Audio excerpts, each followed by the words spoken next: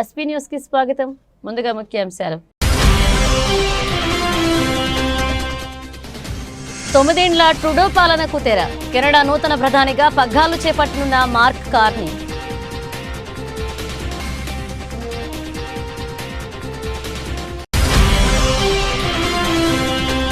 ప్రారంభమైన పార్లమెంట్ మళ్లీ విడత బడ్జెట్ సమావేశాలు. డీలిమిటేషన్, డూప్లికేట్ ఓటర్ ఐడీలు, ప్రతీకార సుంకాలపై కేంద్ర ప్రభుత్వాన్ని నిలదీయడానికి సిద్ధమైన ప్రతిపక్షాలు.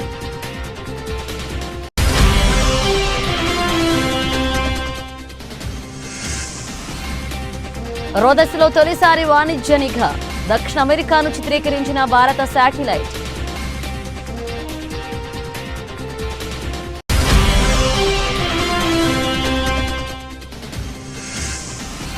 వైద్యురాలితో అసభ్య ప్రవర్తన.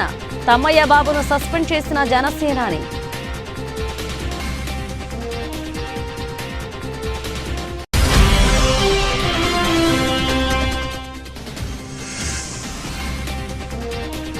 రేపు బీఆర్ఎస్ ఎల్పీ సమావేశం. బడ్జెట్ సమావేశాలపై దిశానిర్దేశం చేయనున్న కేసీఆర్.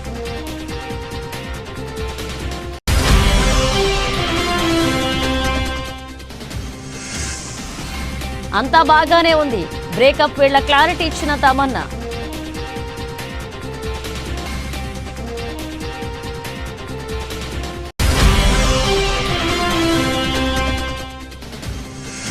ఛాంపియన్స్ ట్రోఫీ ప్రజెంటేషన్ సెరమనీపై వివాదం. విస్మయం వ్యక్తం చేసిన షోయబ్ అఖ్తర్.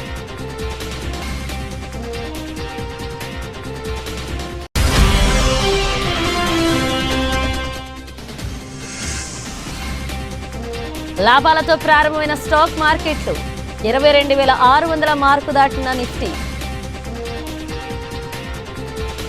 కెనడాలో 9 ఏళ్లు జస్టిన్ ట్రూడో పాలనకు తెరపడింది. ఆ దేశ నూతన ప్రధాని మంత్రిగా మార్క్ కార్నీ ఎన్నికయ్యారు. జస్టిన్ ట్రూడో ప్రధాని పదవి నుంచి తప్పుకోనున్నట్లుగా గత జనవరిలో ప్రకటించిన విషయం తెలిసిందే. నేపథ్యంలో అధికార లిబరల్ పార్టీ సారథి ఎన్నిక అనివార్యమైంది. ఇందులో బ్యాంక్ ఆఫ్ కెనడా మాజీ గవర్నర్ 59 ఏండ్ల మార్క్ కార్నీ విజేతగా నిలిచారు. దీంతో దేశ 24వ ప్రధానిగా పాలనా పగ్గాలు చేపట్టనున్నారు. ప్రధాని పదవి కార్నీతో సహా 4 పోటీ పడ్డారు. 1,50,000 మంది పార్టీ సభ్యులు ఓటింగ్ లో పాల్గొన్నారు. ఇందులో కార్నీకు 1,31,674 ఓట్లు వచ్చాయి. ఇవి మొత్తం ఓట్లలో 85.9తో సమానం. 11,134 ఓట్లతో క్రిస్టియా ఫ్రీలాండ్ రెండవ స్థానంలో నిలిచారు. కరీనా గౌల్జ్కు 4,785 ఓట్లు, ఫ్రాంక్ బెలిస్కు 4,038 ఓట్లు పోలయ్యాయి. ఈ భారీ విజయంతో లిబరల్ పార్టీ నాయకత్వ బాధ్యతలను కార్నీ త్వరలో చేపట్టనున్నారు. డొనాల్డ్ ట్రంప్ నుంచి సుంకాల ముప్పు ఎదుర్కొంటున్న వేళ ఆర్థిక రంగంలో అపారమైన అనుభవం ఉన్న కార్నీపై కెనడా ప్రజలు భారీ ఆశలు పెట్టుకున్నారు. కార్నీ పూర్తి పేరు మార్క్ జోసెఫ్ కార్నీ. ఆయన 1965 మార్చి 16న నార్త్ వెస్ట్ టెరిటోరీస్లోని ఫోర్ట్ స్మిత్లో జన్మించారు. హార్వర్డ్ విశ్వవిద్యాలయం నుంచి ఆర్థిక శాస్త్రంలో బ్యాచిలర్ డిగ్రీని అందుకున్నారు. అనంతరం ఆక్స్ఫర్డ్ వర్సిటీలో మాస్టర్స్, డాక్టరేట్ డిగ్రీలను సాధించారు. 13 ఏండ్ల పాటు గోల్డ్మెన్ సాచ్స్లో పనిచేశారు. 2003లో బ్యాంక్ ఆఫ్ కెనడా డిప్యూటీ గవర్నర్గా ఎన్నికయ్యారు. 2004లో కెనడా ఫైనాన్స్ డిపార్ట్మెంట్లో సీనియర్ అసోసియేటెడ్ డిప్యూటీ మినిస్టర్గా బాధ్యతలు చేపట్టారు. అనంతరం 2008 నుంచి 2013 వరకు కెనడా బ్యాంక్ 8వ గవర్నర్గా సేవలందించారు. ఆ సమయంలో ఆర్థిక సంక్షోభాన్ని సమర్థవంతంగా ఎదుర్కొన్నారు. ప్రపంచ ఆర్థిక వ్యవస్థ స్థిరీకరించడానికి అవసరమైన చర్యలను సమన్వయపరచడంలో కీలకంగా వ్యవహరించి ప్రశంసలు అందుకున్నారు. My government will put into action our plan to build a stronger economy, to create new trading relationships with reliable trading partners. And my government will keep our tariffs on until the Americans show us respect. We will ensure that all the proceeds from our tariffs will be used to protect our workers. In America, healthcare is a big business. In Canada, it is a right. America is a melting pot. Canada is a mosaic. And Canada never, ever will be part of America in any way, shape, or form. So Donald Trump, thinks he can weaken us with his plan to divide and conquer. Pierre Poilievre's plan will leave us divided and ready to be conquered. Because a person who worships at the altar of Donald Trump will kneel before him, not stand up to him. A plan that makes us an energy superpower in both clean and conventional energy. A plan that creates new trade corridors with reliable partners. A plan that creates one Canadian economy, not 13. Because in Canada, we are stronger when we're united. We can give ourselves far, far more than Donald Trump can ever take away. Parliament మలి విడత budget సమావేశాలు సోమవారం నుంచి ప్రారంభం కానున్నాయి. నియోజకవర్గాల పునర్విభజన, ఓటర్ల జాబితాలో ఆక్రమాలు, మణిపూర్లో మళ్లీ ఘర్షణలు చెలరేగడం, ట్రంప్ యంత్రాంగాన్ని ఎదుర్కోవడంలో కేంద్ర ప్రభుత్వం అసమర్థత, వక్ఫ్ సవరణ బిల్లు వంటి కీలక అంశాలపై ప్రతిపక్షాలు కేంద్ర ప్రభుత్వంపై కత్తులు నూరుతున్నాయి. ఈ నేపథ్యంలో రెండవ విడత బడ్జెట్ సమావేశాలు వాడివేడిగా జరిగే అవకాశం ఉంది. మరొక వైపు కేంద్ర బడ్జెట్కు ఆమోదం పొంది ఆ ప్రక్రియను ముగించడం, మణిపూర్ బడ్జెట్కు పార్లమెంట్ ఆమోదం పొందడం, వక్ఫ్ సవరణ బిల్లుకు సభలో ఆమోదం పొందడంపై మోదీ సర్కార్ ప్రధానంగా దృష్టి పెట్టనుంది. నియోజకవర్గాల పునర్విభజన జరిగితే దక్షిణాదికి అన్యాయం జరుగుతుందని ప్రాంతీయ పార్టీలు ఆందోళన చెందుతున్నాయి. దీనిపై చర్చకు పట్టుబట్టాలని డీఎంకే నిర్ణయించింది. మణిపూర్లో రాష్ట్రపతి పాలన పొడిగింపు కోసం కేంద్ర హోంమంత్రి అమిత్ షా పార్లమెంట్లో ఓ తీర్మానాన్ని ప్రవేశపెట్టే అవకాశం ఉంది. అక్కడ స్వేచ్ఛా సంచారానికి అనుమతి ఇచ్చినా ఘర్షణలు కొనసాగుతున్న ఈ నేపథ్యంలో కేంద్రాన్ని నిలదీయడానికి విపక్షాలు సిద్ధమయ్యాయి. మరొక వైపు పెద్ద ఎత్తున డూప్లికేట్ ఓటర్ గుర్తింపు కార్డులు జారీపై ఎన్డీఏ ప్రభుత్వాన్ని ఇరకాటంలో పెడతామని ప్రతిపక్షాలు ప్రకటించాయి. ఈ అంశంపై తృణమూల్ కాంగ్రెస్ తీవ్రస్థాయిలో ఆరోపణలు గుప్పించగా 3 నెలల్లో లోపాలను సరిచేస్తామని ఎన్నికల కమిషన్ ఇప్పటికే ప్రకటించింది. సోమవారం ఈసీతో భేటీ కానున్న టీఎంసీ నాయకులు కాంగ్రెస్, డీఎంకే, శివసేన తదితర ప్రతిపక్ష పార్టీలతో కలిసి పార్లమెంట్లో ఈ అంశంపై చర్చకు పట్టుపట్టే అవకాశం ఉంది. ఇక ప్రతీకార సుంకాలపై అమెరికా అధ్యక్షుడు డొనాల్డ్ ట్రంప్ చేసిన హెచ్చరికలు కూడా పార్లమెంట్ సమావేశాల్లో ప్రకంపనలు సృష్టించే అవకాశం ఉంది. వక్ ఆస్తులపై కేంద్రం అజమాయిషీని సవరణ బిల్లు పెంచుతుందని, ఈ బిల్లును సంయుక్తంగా వ్యతిరేకించాలని ఇండియా కూటమి నాయకులు నిర్ణయించినట్లుగా కాంగ్రెస్ సీనియర్ నాయకుడు జైరాం రమేష్ వెల్లడించారు.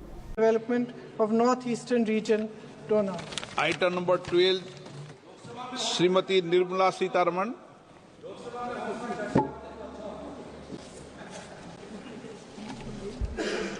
Sir, with your permission, I rise to present a statement, Hindi and English versions, showing supplementary demand for grants, second batch for 24-25. Item number 13, Srimati Nirmala Sitharaman. Sir, with your permission again, I rise to present a statement, Hindi and English versions, showing demands for excess grants for the year 21-22. Item number 14, Srimati Nirmala Sitharaman ji. Sir, with your permission, I rise again to present a statement, Hindi and English versions of the estimated receipts and expenditure of the state of Manipur for the year 25-26. Item number 15, Srimati Nirmala Sitharaman. Sir, again, I rise to present a statement, Hindi and English version, showing the supplementary demands for grants in respect of the state of Manipur for the year 24-25. ప్రపంచంలోనే మొట్టమొదటి వాణిజ్య అంతరిక్ష నిఘా ఉపగ్రహం కార్యకలాపాలు శనివారం ప్రారంభమయ్యాయి. దీనిని space camera for object tracking అంటారు. ఈ నిఘా ఉపగ్రహం భూకక్షలోకి తిరుగుతూ భూమిపై గల 5 సెంటీమీటర్ల వస్తువును సైతం చిత్రీకరించగలదు.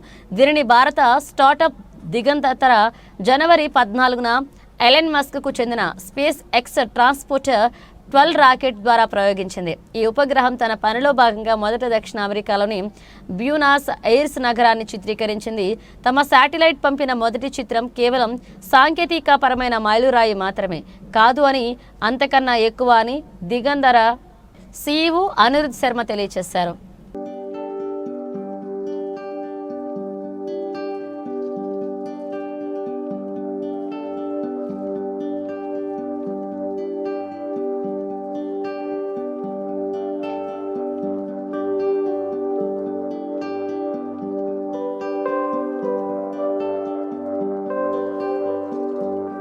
ఏపీ ప్రతిపాడు నియోజకవర్గ జనసేన పార్టీ ఇన్ఛార్జ్ వరుపుల తమ్మయ్య బాబును పార్టీ అధిష్టానం సస్పెండ్ చేసింది.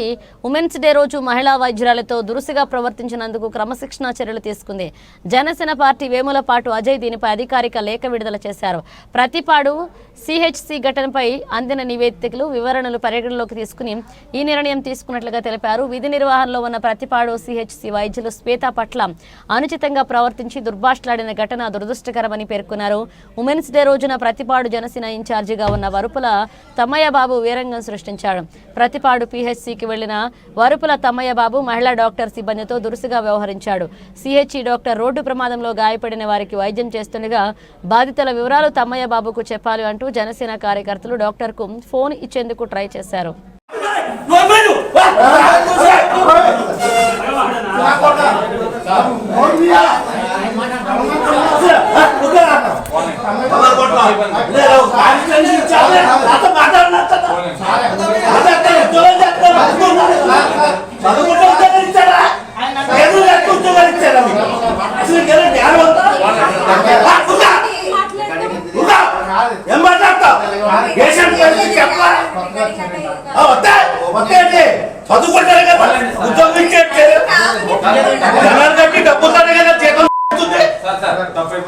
ఎవరైతే మాట్లాడతారు మీతో ఫోన్ లో అలా డబ్బగా వచ్చి మాట్లాడేస్తాడా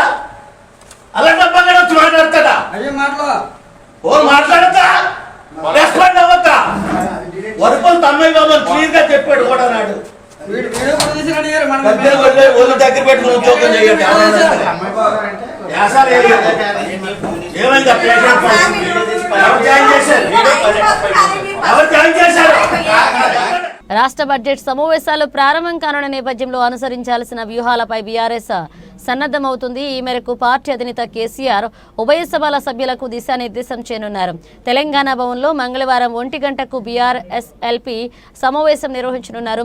ఈ నెల 12 నుంచి ప్రారంభం కానున్న బడ్జెట్ సమావేశాల్లో ప్రస్తావించాల్సిన అంశాలు, అనుసరించాల్సిన వ్యూహంపై ఎమ్మెల్యేలు, ఎమ్మెల్సీలకు కేసీఆర్ సూచనలు చేయనున్నారు.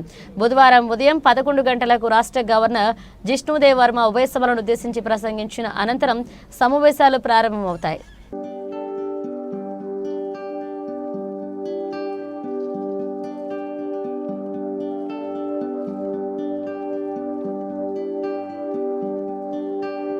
తమన్నా గురించి తెలుగు ప్రేక్షకులకు ప్రత్యేక పరిచయాలు అవసరం లేదు. మంచు మనోజ్ హీరోగా వచ్చిన శ్రీ సినిమాతో పరిచయమైన ఈ ముద్దుగుమ్మ ఆ తర్వాత ఎన్నో చిత్రాలతో కనిపించి మెప్పించింది. ప్రస్తుతం తెలుగు సినిమాలతో పాటుగా హిందీ వెబ్ సిరీస్, హిందీ సినిమాలతో కూడా బిజీగా ఉంది తమన్నా. అయితే కొద్ది రోజుల క్రితమే తమన్నా తనతో పాటు లాస్ట్ స్టోరీస్ 2లో కనిపించిన విజయ్ వర్మతో ప్రేమలో పడిన సంగతి తెలిసిందే. వీరిద్దరూ కొద్ది రోజుల తర్వాత వీరి ప్రేమ సంగతి అధికారికంగా ప్రకటించారు. అంతేకాదు ఎన్నో ఈవెంట్స్ లో కలిసిమెలిసి కనిపించారు.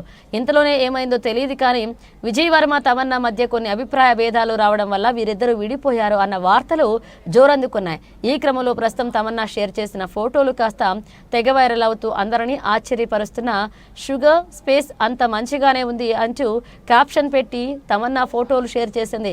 ఈ ఫోటోలలో తమన్నా బ్లాక్ అండ్ రెడ్ డ్రెస్లో కనిపించి అందరినీ ఆకట్టుకుంది. అయితే బ్రేకప్ వార్తలు వస్తున్న ఈ క్రమంలో అంతా బాగానే ఉంది అని క్యాప్షన్ పెట్టి తమన్నా ఫోటోలు షేర్ చేయడంతో ప్రస్తుతం ఇవి కాస్త వైరల్ అవుతున్నాయి.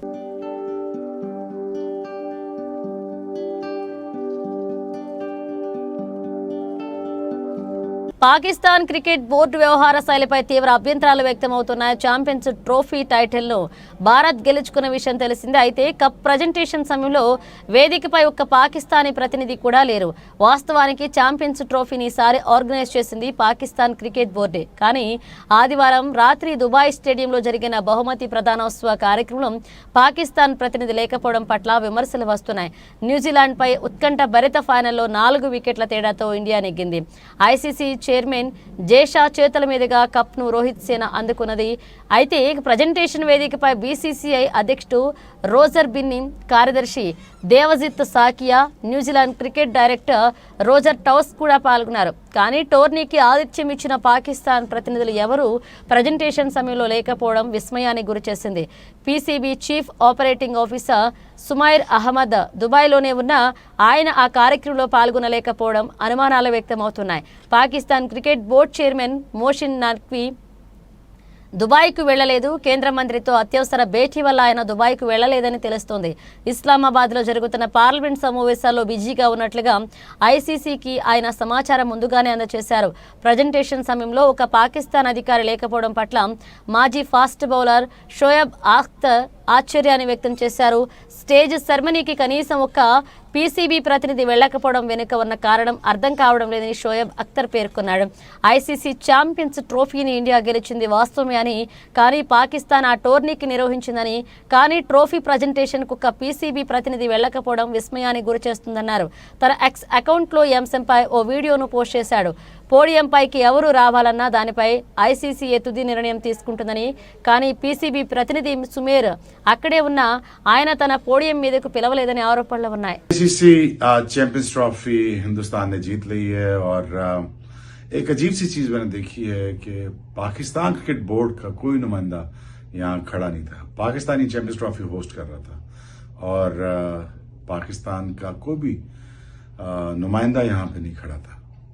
ये बात मेरी समझ से बाहर है. कोई रिप्रेजेंट करने क्यों नहीं आया ट्रॉफी और कोई देने यहाँ पे क्यों नहीं आया. It is beyond me. Point तो think about it please.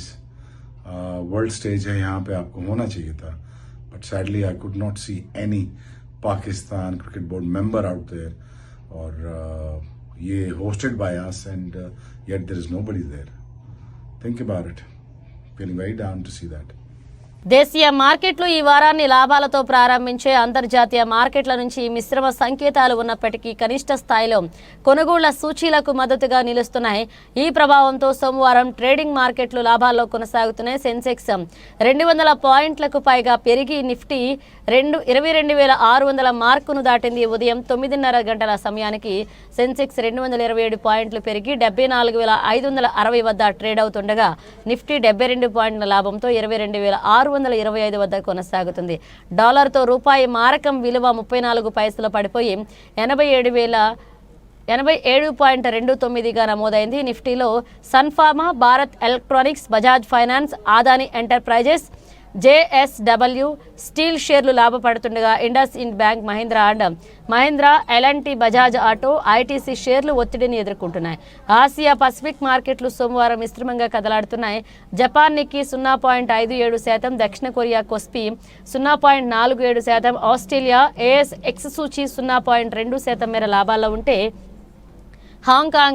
Hong సెంగ్ సూచీ 1.69% నష్టాల్లో ట్రేడ్ అవుతుంది. మరొక వైపు అమెరికా మార్కెట్లు గత శుక్రవారం లాభాలతో ముగిశాయి. S&P 500 0.55%, నాస్డాక్ 0.7%, డోజోన్స్ 0.52% పెరిగాయి.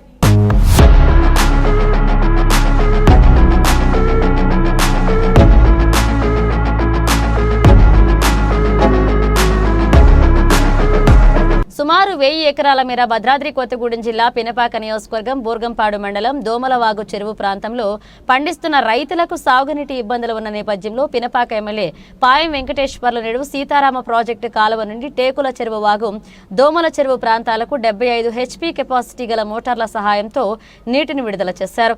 ఈ సందర్భంగా ఆయన మాట్లాడుతూ 10 సంవత్సరాల బీఆర్ఎస్ ప్రభుత్వం చేయని పని కాంగ్రెస్ ప్రభుత్వంలో తాను చేయడం చాలా సంతోషంగా ఉందని, 10వ తేదీ చరిత్రలో నిలిచిపోతుందని తన పూర్వజన్మ సుకృతంగా భావిస్తున్నట్లుగా ఎమ్మెల్యే పాయం వెంకటేశ్వర్లు పేర్కొన్నారు. రైతులకు ఈ నియోజకవర్గాల్లో ఏ ప్రాంతాల్లో అవసరం ఉందో ఆయా ప్రాంతాల్లో సీతారామ ప్రాజెక్టు నీళ్లు అందచేయడానికి తన వంతు కృషి చేస్తానని హామీ ఇచ్చారు.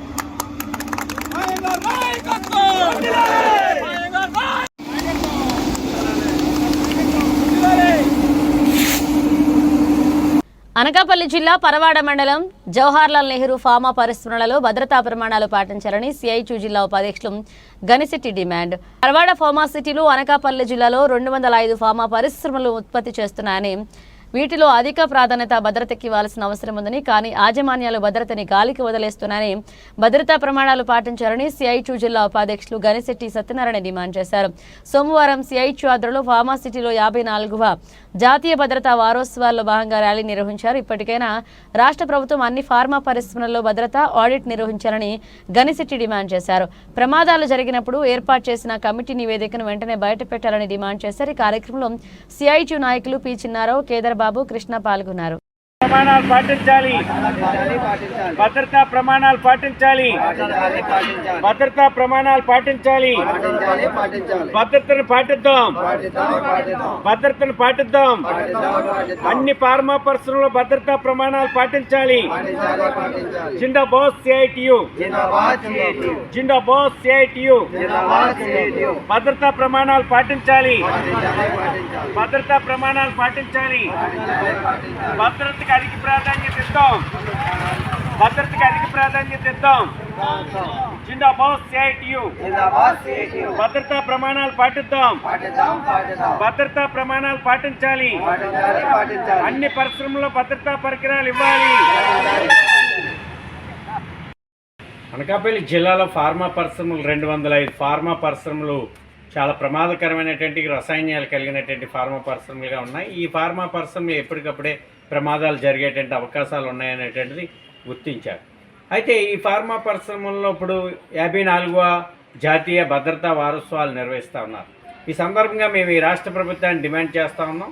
ఈ 205 ఫార్మా పరిశ్రమల్లోనే ఆడిట్ నిర్వహించండి, భద్రతా ఆడిట్ నిర్వహించండి. కార్మికుల యొక్క భద్రతా, రక్షణ, సంక్షేమం కోసం అధిక ప్రాధాన్యత ఇవ్వండి. ఆ రకంగా చర్యలు చేపట్టకపోవడం వల్ల భద్రతా ప్రమాణాలని, భద్రతని యాజమాన్యాలు గాలికి వదిలేయడం వల్ల వీటిని పర్యవేక్షించవలసినటువంటి ప్రభుత్వ అధికారి యంత్రాంగం ప్రభుత్వం నిమ్మక నీరెత్తినట్లు వ్యవహరించడం వలన ఈ కూటమి ప్రభుత్వం వచ్చిన తర్వాత 25 మంది మృతి చెందారు, 58 మంది వరకు గాయాలకు గురి అయినటువంటి పరిస్థితి. ఇప్పుడే నిన్నే మంత్రి చెప్తా ఉన్నాడు, మాట్లాడుతూ కార్మిక శాఖ మంత్రి వాసంశెట్టి సుభాష్, కేవలం 5 మంది మాత్రమే ఈ కూటమి ప్రభుత్వం వచ్చిన తర్వాత చనిపోయినట్లుగా చెప్తా ఉన్నారు, మరణించినట్లుగా. కానీ మేము ఈ రాష్ట్ర ప్రభుత్వాన్ని చెప్తా ఉన్నాం, ఎసెన్షియా ఫార్మాలో 17 మంది, ఠాగూర్ ల్యాబొరేటరీస్లో కార్మికులు, అలాగే సినర్జీల్లో 4, ఈ రకంగా అనేక మంది కార్మికులు ఇప్పటి వరకు చనిపోయినటువంటి పరిస్థితి. 25 మంది మృతి చెందారు, 58 మంది పైచీలకుగానే గాయాలకు గురైనటువంటి పరిస్థితి. అందుకని భద్రతకి అధిక ప్రాధాన్యత ఇవ్వండి, భద్రతా ప్రమాణాలు పాటించండి. ఆ రకమైనటువంటి చర్యలు చేపట్టడం కోసం రాష్ట్ర ప్రభుత్వం చర్యలు చేపట్టాలని ఈరోజు ర్యాలీ అనేటువంటి మేము భద్రతా వారోత్సవాల్లో భాగంగా ఈరోజు ర్యాలీ నిర్వహించాం. అధిక ప్రాధాన్యత భద్రతకి ఇవ్వాలని, భద్రతా ప్రమాణాల యాజమాన్యాలు పాటించాలని, భద్రతా ఆడిట్ అన్ని ఫార్మా పరిశ్రమలో నిర్వహించాలని సిఐటియు అనకాపల్లి జిల్లా కమిటీ డిమాండ్ చేస్తాం. బులెటిన్ ముగించే ముందు హెడ్లైన్స్ మరోసారి. 9 ఏళ్ల ట్రూడో పాలనకు తెర. కెనడా నూతన ప్రధానిగా పగ్గాలు చేపట్టనున్న మార్క్ కార్నీ.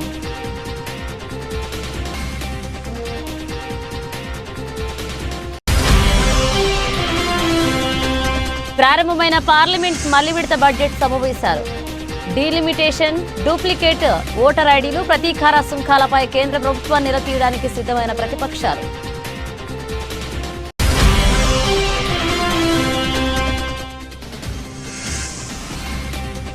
రోదసిలో తొలిసారి వాణిజ్య నిఘా.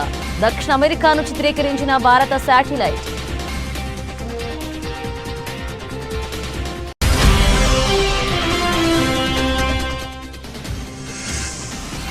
వైద్యురాలితో అసభ్య ప్రవర్తన.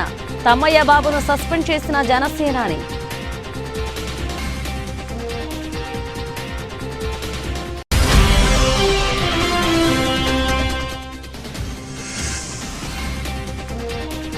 రేపు బీఆర్ఎస్ ఎల్పీ సమావేశం. బడ్జెట్ సమావేశాలపై దిశానిర్దేశం చేయనున్న కేసీఆర్.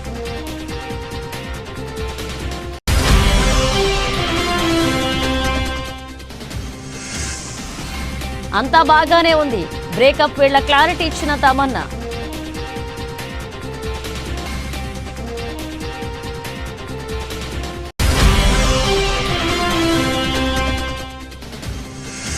ఛాంపియన్స్ ట్రోఫీ ప్రజెంటేషన్ సెరమనీపై వివాదం.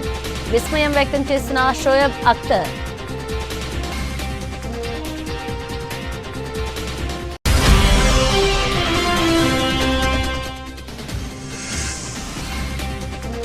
లాభాలతో ప్రారంభమైన స్టాక్ మార్కెట్లు 22,600 మార్కు దాటిన నిఫ్టీ.